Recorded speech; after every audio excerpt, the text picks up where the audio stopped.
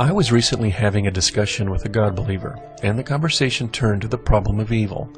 Why do bad things happen? If God is all good, I questioned. My conversation partner turned my attention to a biblical verse, which he stated indicated that God gave human beings free will.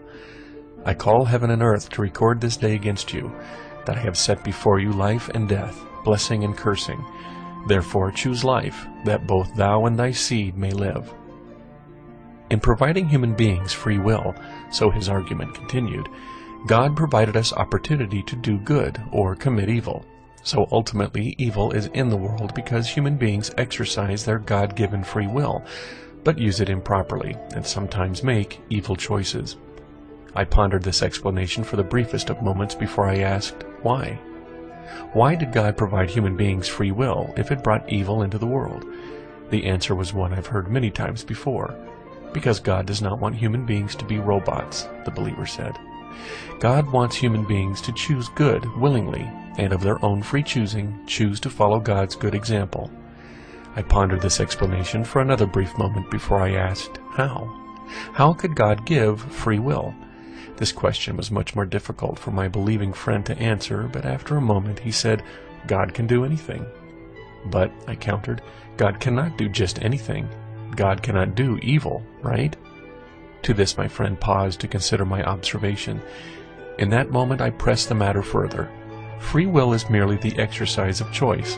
I exercise free will when I make a choice in the morning to have waffles or pancakes. There is no evil in my decision, merely the exercise of free will. Why did God create circumstances in which the exercise of free will resulted in evil consequences? Why not, out of all possible worlds available to the omnipotent God, did he not create a world in which there is free will, but no evil? A world in which free will can be exercised, but between choices involving only positive outcomes. One needn't choose between waffles in the morning or loaded 45 in order to exercise one's free will. Creating such a world hardly seems impossible for such a creature as the believer's God. My believing friend now puzzled the problem further and still had not formulated answers to my avalanche of questions, so I decided to pose a simpler problem. I said, God cannot do evil, correct? To which my friend quickly and happily replied, correct. No doubt eager to have an answer to one of my many questions, I clarified, and God cannot do evil because it is not in his nature to do evil, right? Right, came the reply. So how can God provide human beings with a quality he lacks?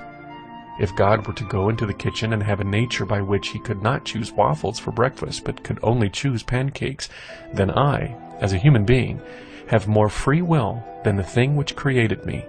How is that possible? Moreover, as a free agent, which God is not, constrained as he is by his nature, human beings are able to choose between good and evil, and by choosing good, can thereby be called good, on the very basis of that judgment. God, however, cannot be considered good for having made proper decisions, because by his nature, he cannot choose otherwise. When a human being chooses to help a child in need, instead of allowing the child to die in poverty, he can be ruled good, for the very reason the human being could have done otherwise. However, when God aids a child in need, he does so not because it is the good thing to do, and he chooses to do it, but only because he cannot do otherwise. And therefore, for God to exist, children dying in poverty and hunger to disease must be a good thing, because God, who does only good by his very nature, is choosing to allow these things to happen, and by his nature he cannot choose to do evil. Children and others are in need because it is a good thing, otherwise God, out of his good nature, would have made corrections to their circumstances. By definition, going against God's will is an act of evil. Therefore, one should not seek to change the world as God allows it to exist, and help those in need. This is the only conclusion the believer can come to if they believe in such a God.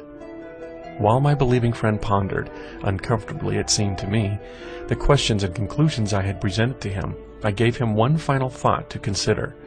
If God cannot choose to do evil by his very nature, and is the model of behavior all humans should aspire to mimic, and indeed is the model of behavior all human beings are judged against, why was it not possible for him to create a creature in his own image, who was likewise incapable of choosing evil by its very own nature.